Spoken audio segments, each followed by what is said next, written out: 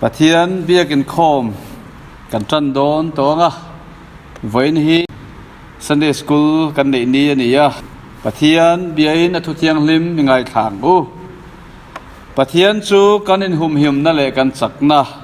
mangan lai tran pui var tu nai rengani chu wangin leilung hi lo dang lamin tlang te hi tui fin ria chung de ya in son ma sela kan hlau lovang atui ta chu ri humin phul bul ma sela a phone at sada wangin tlang te hing dur ma sela kan hlau cho hek lovang lui pakhata ma chumi peng ta chuan Pathian khopui chu tilom thin chungnung berom na mun thiang lim chu Pathian in khofing cha huna chuan atan puyang amen Pathian ma kunin ni tong trai ang u lalpa chungnung ber kan Pathian mangan laya tan pui vartu nai reng kan ne chia wangin kan lom thu kan sila che voina hian ni ko ran ho te nangma beturin kan in buat seya nangma thu te sir turin kan ril ru te kan buat sei me kan ni lalpa kan Pathian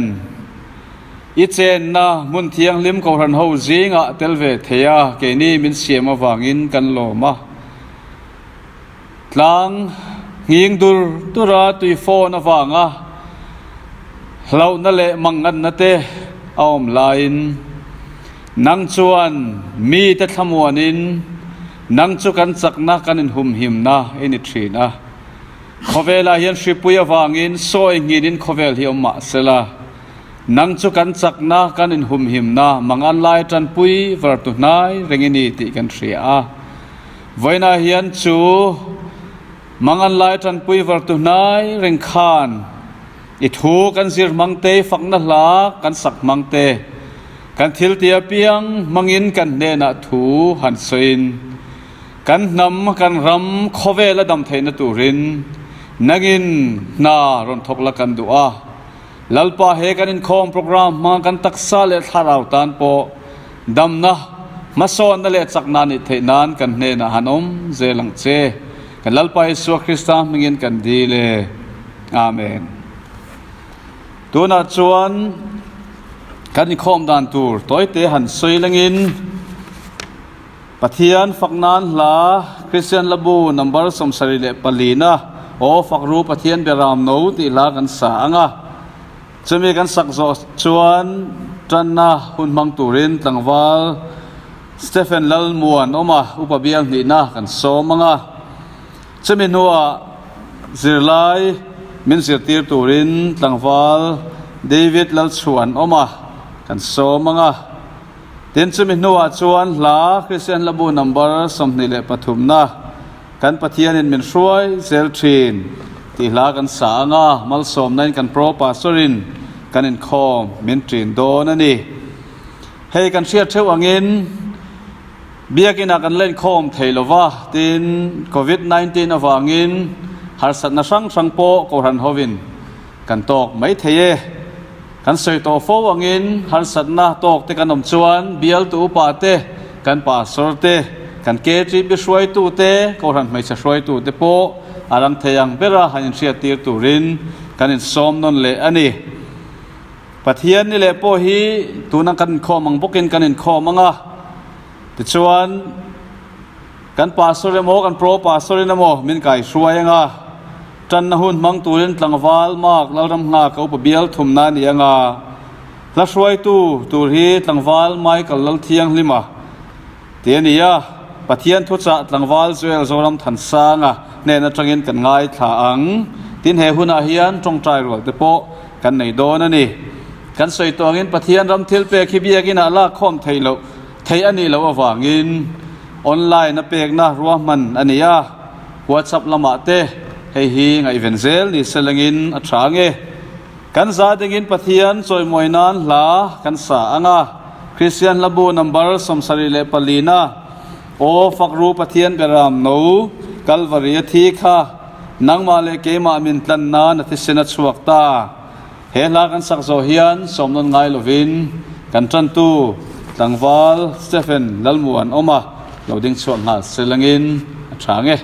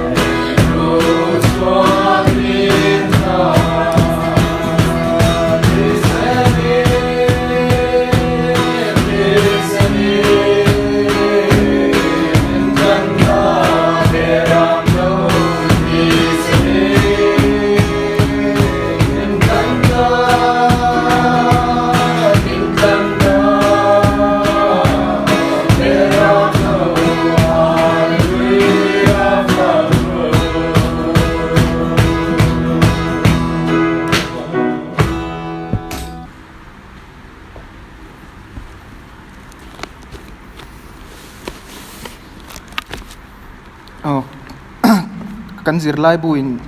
chair turati ami ha karon chair anga estari bungsari changsom churi chuan Mordecai o hlum na tura abuat sai a chuan Haman-a chu an o hlum tir ta a ti chuan lel thin urna chu alo dai ta a ti le bungriat ami chang ruk hi chelenge engtin nge ka chipui te chunga thil thalo lo thleng han mu chu ka tur zong engtin nge ka lei chin te boral han mu chu ka tur zong atia engtin thleng se pan ma song se tong tai nge oi pa ka Pathian mai tu he pa venia i ko ran hote el pa ima kan in po khom le thina hun tur min siam saka el pa lom thu kan hril che el pa tun kara kan thil ti zong zong te hria le pa kan thil thalo ti te el pa min ngai dam la kan thil thati te el pa nei ma min som sak tur kan nge che chona pa hei shipui lakin shipui awangin el pa kan boy ve kan ya kan zawain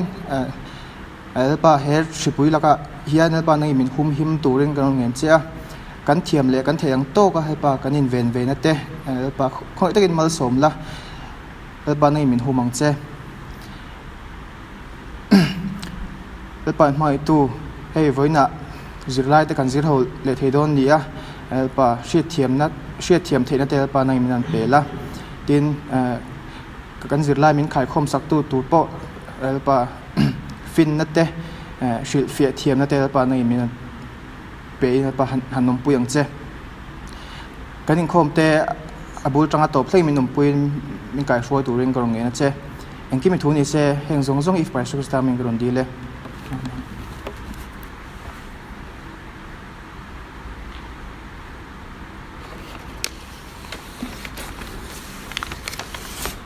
alom ome tu na chuan Sunday school Zirlai lam kan lo hoi don to anga kan share chewangin kumida kan Zirlai hi estari le thusil tu silfiana ti khani a voina hian Zirlai pani kan ti thin dan pa yang angai angin Zirlai som palina le som pangana kan zir dona Zirlai masalama khan lalkhon bol hamanan Juda te ti mang ani theinan le Mordecai ti hlum mani theina tura malak dan te tin Mordecai an Lalchhuanawma bigthan ale terasa te laka ahum him awanga choi moina don thu te kan hmuwa voina hian Juda te ti mang ani theinan le Mordecai khai hlum ani theinan malatu Haman-a khai hlum ani dan le Juda te damna tura ruahmanna kalpui dan kan sir dona kan sia dangin kan Sunday school hi Khaikhawm ani dona ti chuan hei kan van nei hle a tlangwal David Lalchhuanawma kan Zirlai min sirtir tu ani dona ani kan sia chewangin UBS a BD zirme kan ia anin kan Zirlai min sirtir tur hi kan van nei hle a tuna ilo som nga lang kan lalpa isu Krista hingin sibei ka bu ka cheu e voinia Zirlai Zirhona hun thatak mai Khaikhawmna hun thatak mai kan nei theidona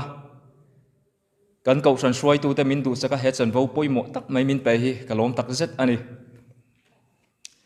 voinia hian Zirlai som palina le som pangana kan zirhodona Zirlai som palina hian Haman-a khai hlum ani ti kan zirdona tin Zirlai som pangana hian Juda te damna tura ruahmanna ti kan zirhodona ni engwangin nge Haman-a hi khai hlum ngaya a om ti kan zirho chaudona nga Haman-a hian in Mordecai le Juda chi chu ti chimit vek tumin ma ala a phiar ruwa chu lal a hasweran a shet chuin alung ni lo em a thin rim em meya lal nuwe sari chuanin Haman-a phiar ruk na zong chu lal a haswer hne na a hril ta vek meya chung a hriat chuan lal ahasueran Haman-a chu khai hlum ngei ni ro se ti in thu ati thuta ani sutianga Juda ti chimit tum tu Haman-a khai hluma a om tak hnu chuan Juda chi te tan pon kol alo eng chhota zela lalnu eser hianin Haman-a phiaruk na Juda te ti chimit vek ni ro sa tia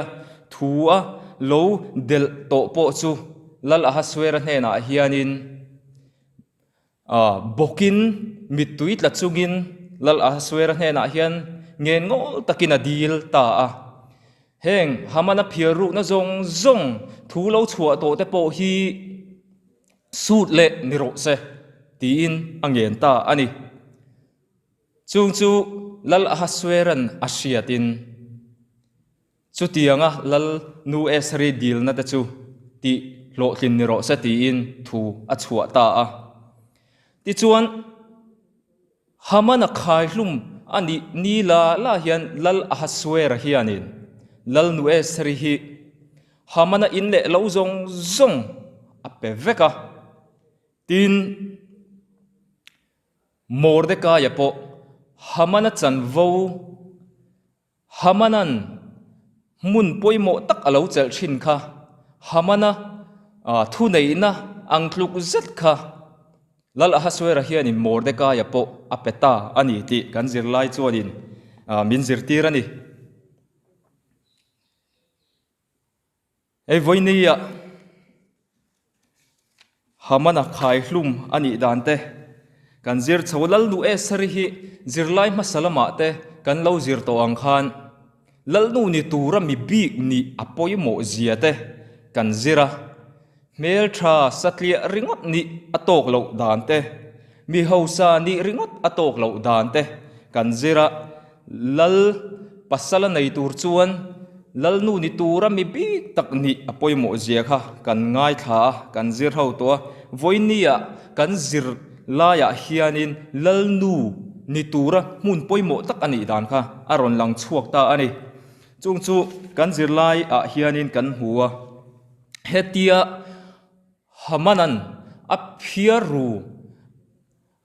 ani ti lal nu esar hian a hriat hian alalpa a pasal lal ahasuera hena hianin ngenna siam ta a chu kan Zirlai buwa hianin kan huwa lal ke bula aboka mitui tla chungin achipui te dam kho chho na turin adil chot maya atia Haman-a rem ruati hlo chama a om thei na na le khaziak turin angen bokani eser hiani na chipui te ahmangai em maya ahmangai tak meok ti alang chiang hle mayani lal nu ania wang apasal nor luingot lovin thiam takin lal thati zong ania amit tlung kania angaya adika alom zong kani chuan ti in thiam takin thunhudon takin lal chu za tak le ngai chang thiam takin achipui ta tan adil sakani tin Haman-a rem ruat phiaruk na Juda te ti chimit veka kanom chuan lal nu esar hianin katuar zodon lo kaima ngei po in katuar don ani katuar zodon lo kachipui te ti chimit vekin an omanga kaima ngei po hi Juda mi kani angin ti hlum kani vedon na sin ti in lal pa hi lal ahasuera hi adil ta ani he thu ka Zirlai ka ril ruwa ka Zirlai hian ka ril ruwa thu engemoni alo lang veya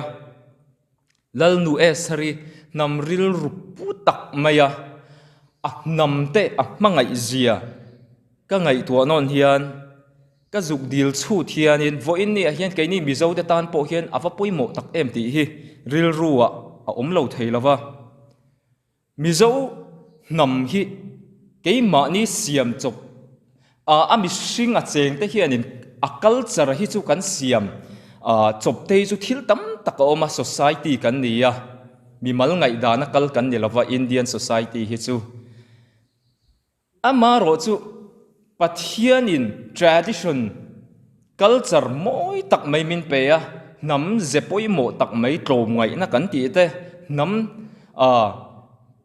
nam dang ina an nei ve lo kan ti do nge trunga po an nei ve lo hetiang taka nam hlu le mizo nam min pe hi alom om tak zeta kan za thiama kan nam hi kan hum hal zel apoi mo tak zeta ni ti te po ka ngai to na alo oma tin kumina kan sinot kumpuan po kan man su mizo trong nam mizo trong hum hal ti kha ni a kan trong ngai te po hi hum hal alo ngai chhota a hey social media platform hi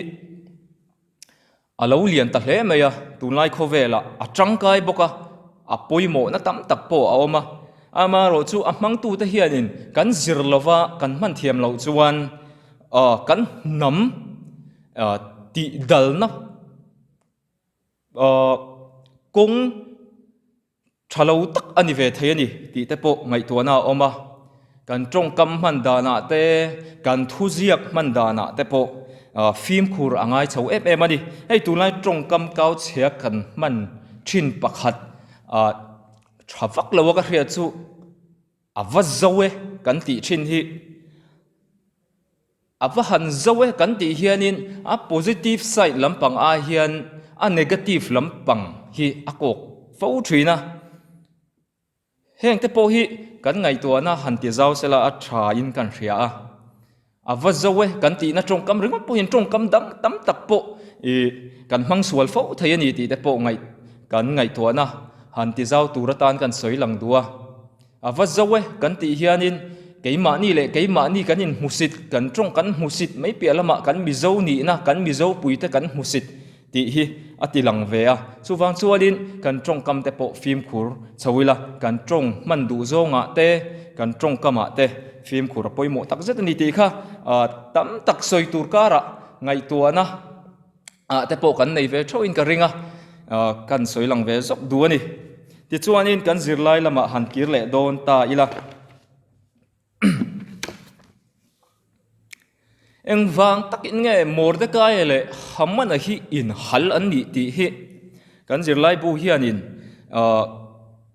a ron tar langa hei hi apoi mo in ka hria Mordecai le Haman-a hi Bible kan hu dan chuan hetianga Haman-an thu nei na sang tak anei nu hian thu nei na sang tak han chel ve ta chu khatia Mordecai ma a bok khup ve du lo a thing thit ve tak du lo awang khanin Mordecai chunga hian Haman-a hi a thin rim tak zeta Haman-a chu sem mai om ama ro chu Haman-a hianin Mordecai sem ngut kha ala du tok lo ni chu Haman-a hianin Mordecai pialama Juda chi zong zong hi ti chimit vek hi atum ngal ngot mai hei hi ka ngai tuana ati thui em Haman-a zia atang hianin thil kan han reflect thei tur po awmin kan ria thu nei na sang tak kan han chela thu nei na sang tak kan han chel ve ta tia hianin keima ni chong hi lo in ngai tu a ul aniang midang te chan ngai tu amap lova hei Haman-a po hi a thu nei na a to pho chuan adu anga eng po ti she lo mi ani ti hi alang chiang em mai ani power abuse kan ti kha aron lang ta a kha tianga thu nei ta ga khanin a aya chan chhezok pa chhezok te chunga ro rel thut top siam phang mak du mai ani ti kha ron lang chiang ta a hei hi keima ni poina kan zir chhuat thei ni in kan hria Haman-a zi ang nilovin Haman-a nuna tang hianin rongbol na po ni thei kan rongbol ho na tele kong sang thu nei na le chan vo poimo tak tak kan chel na hian thun don taka thil kan ti te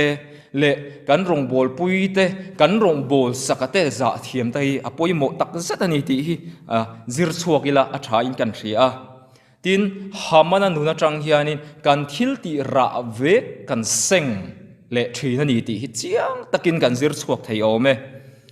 Haman-a hianin chutia a phiar ruk na hriat chua alo om tak nuwa khan Haman-a hi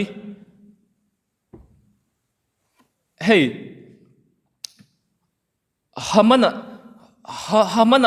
hriat chua ani ti a in hriat khanin a then rual tha te hne na a hril ta a then rual te chuanin lo fuya lo hnem zo om I thil ti sual na hi mor te ka ya ani vei chuan he thil atang hian thil tha a chuak khau don lo thil tha chuak khau don lo I chunga a hian thil tha lo tak kan ngai tu ani an ti ni a chan chu mor te ka ya hi lalnu esrinen hianin in kung kai na nai tak an nei ani ti hi Haman-a then rual ta hianin an hriat pui ve nge ani arin oma chungte ani wang chuanin Haman-a hianin chan chhezok a chang don ani ti hi an lo hriat pui ani yang khatia lal ahasweran Haman-a phiar ruk na zong a hra chuak ta ani ti Haman-an a hriat khanin a khur zoya lal nu esrele lal Haman-a ma a khur zoi ngai dam a dil ta ama ro chu ngai dam na hi I za sak nilovin ma a rem alo ruat lok to alo ngai tu ve ni yang lal ahaswer hi ti lom adua ti lom adu na hi a tha a kong sanga lal ta na thok ania ama ro chu a rem ruat na Mordecai le Juda mi zong ti chimit atumna a ero hi chuanin ati sual chiang ve hle ani Mordecai ya khai hlum hi alo rem ruat lok diam to hei kan Zirlai ya po hian ai kan a in ziaka Mordecai ya khai hlum nan Haman-a ina tong som nga la ya sang siam pe diam om thulal pindan veng tu pasari zinga pakhat lal ma lo om ve har bona chuanin asoi chuak ta atia chutia Haman-a rem ruat na an han hriat chua chuan lal ahaswera hian ama zo ngei kha khai hlumin om ro se he alo bua sai lo ka hian khai hlumin om ro se ati ni chutia khai hluma a om tak ni la chuan lal ahaswera hianin lal nu esri nena hianin Haman-a in le lo zong a perfecta tin Zirlai masalama te po kan lo zir to lal nu ni tura kha esri ahan pen chua chholai don vela khanin Mordecai ya hianin esri nena hian ilai chin te zong le keima nge Mordecai ya ngei po hi entin nge ti kha zeb ro soi reng su atini enge zeb tura ti na chan te kha kan soi to lowanga Zirlai masalaba te kan zir to wangin ama ro chu hetiang Juda te ta na ko lo en ta ka chuanin Haman-a berti hlumani ta ka chuanin Esther hianin lalnu Esther hianin rem chang alo in hong ta ni in ria khang zong zeb tura ati kha lal ahaswera hena hianin asoi chuak taveka zeb nei lovin chutiang chu lal ahasweran ahan hriat chua nu chuan ahan hriat ta ka chuan lungni lo na san pa po anei to lova ti chuanin Mordecai ngei po chu lalina chuanin ahan ko lu ta Haman-a chan ang zong Haman-a anga a chan that na ang zong kha Mordecai hi pek ni ro se ti in thu nei na apetani hei hi ka ngai tua thu thung hlui hun lai vek lal Pharaoh Josepha a choi mo yang zet kha ani ti hi kanan kai kop kher dua khatia Josepha choi mo ya a han om ta ka khanin ram zong governor ni turin sal ni thin kha governor ram op tu poimo tak alo ni ta a Pharaoh lal pindan chung rila po zalen taka khosa thei tur khop khanin Pharaoh hian in a choi moi ta ni chu tiang ang tho chu ni in ka ria voinia hian lal ahasueran Mordecai a choi moi dan hi pindan chung rila atiang kenga lo lu ro se ati ngai lo khopa zalen na ape ni chu tiang tak mai chuanin Mordecai hi choi moi ni Zirlai som palina le som pangana kan Zirlai hian karil ruwa he thu ka Zirlai hian thil pakhat min he dau tu oma chu Pathian hi ama ring tu te choi sang tu le ama ring tu te chandam tu ani ti hi chiang takin kan zir chuak thein kan ria tin hei kan zir zo don to kan zir Haman-a atang khan karil ru thil pakhat min han lua le zual tu oma chu han soilan kan dua sari chan vo din mun poimo tak kha keima ni ngei po hian tunlai din huna kan tunlai khovela hianin man chop thei niak hriat awangin kan soilang du ni sari kha mediator lalnu sari kha mediator poimo tak palai chan poimo tak maya chanang achanga khatia Juda te ti chimit ani dona wang khan achi puite tan chau di lovin keima nge po hian ka tuar dona ni ti a in sia alalpa ne na khan keima nge po hian in ka tuar dona tin ka chi puite ti chimit ani chuanin ka tuar zo don lo ani ti in ngen ngo takina dila a chap na sa em ani kha hei hi tunlai kan zoram ring tu ta hianin sari chan ang hi chang thiam veilang sari nun ang hian trom pui ve thiamila ka du tak zelani voinia pachia le chan hai mitam takan oma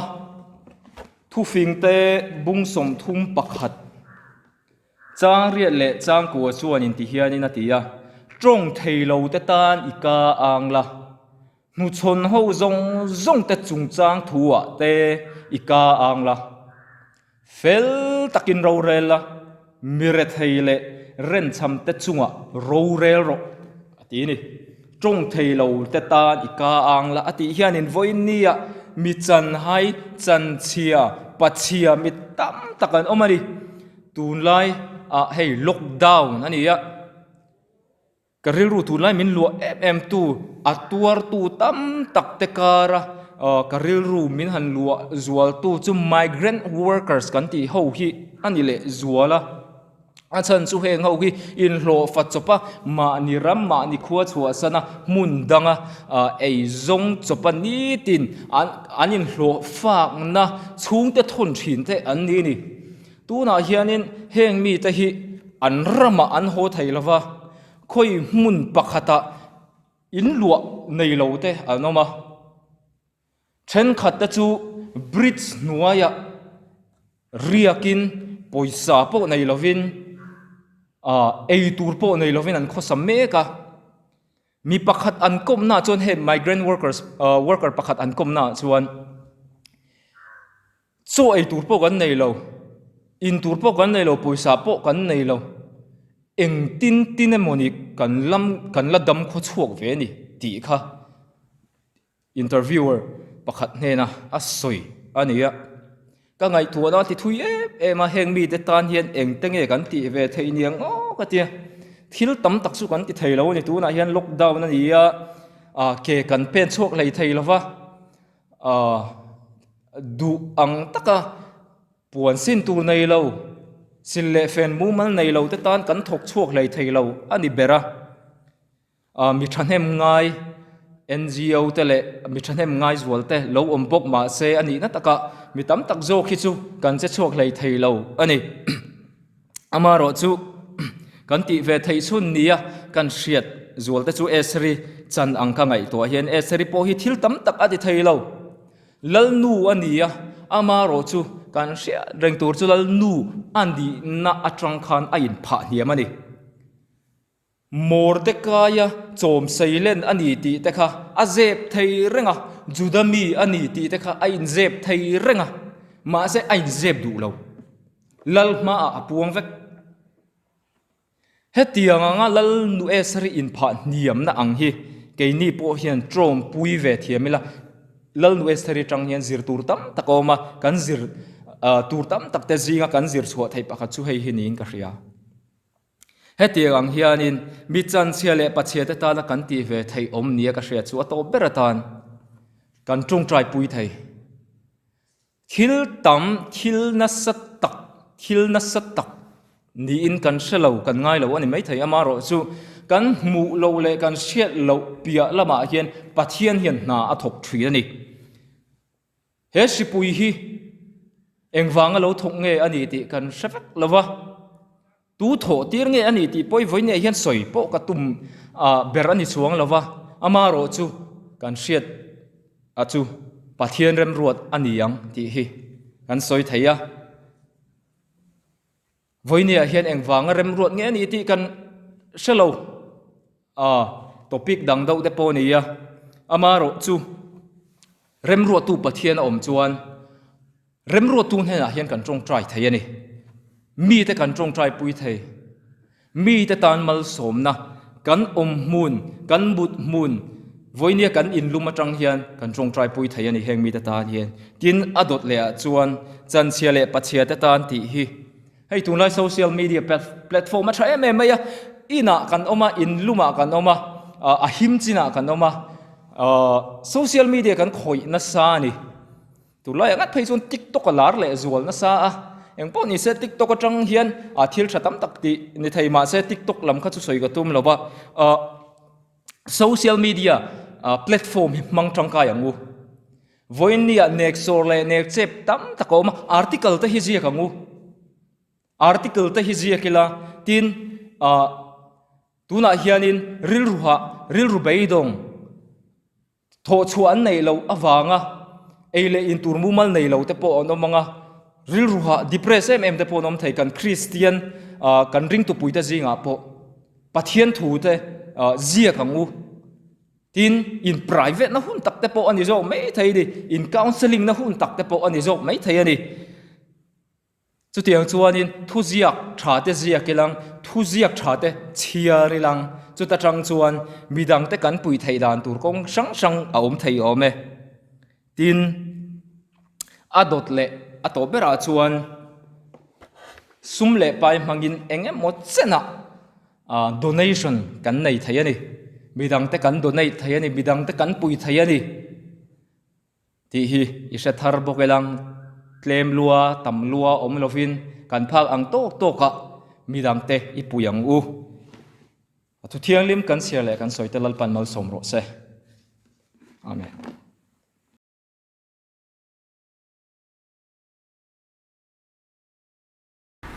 voina zirlai poi mo tak mai ngainom taka kan zir thei kha kan van nei hle mai kan zirlai atang khanin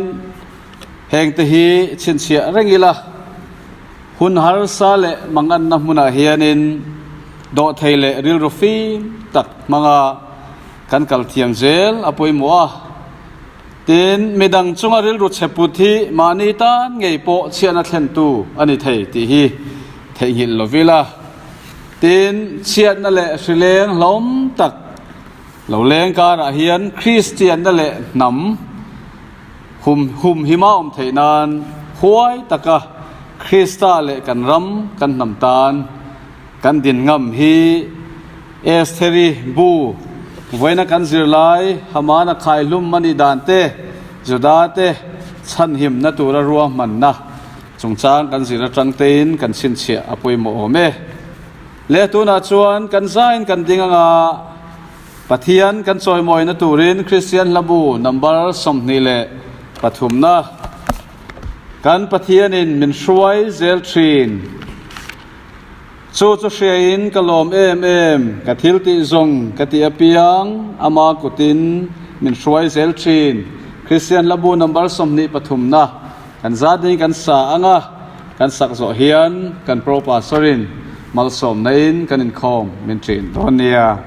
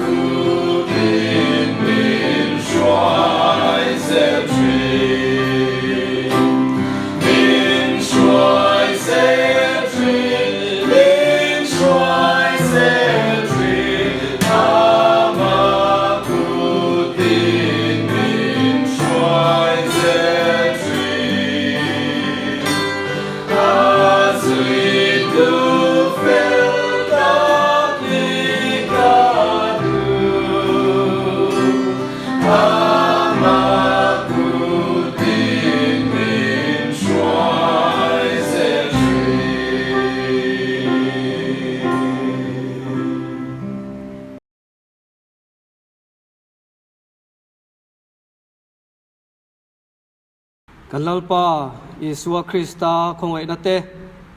Pathian kan pa vanami mangai na te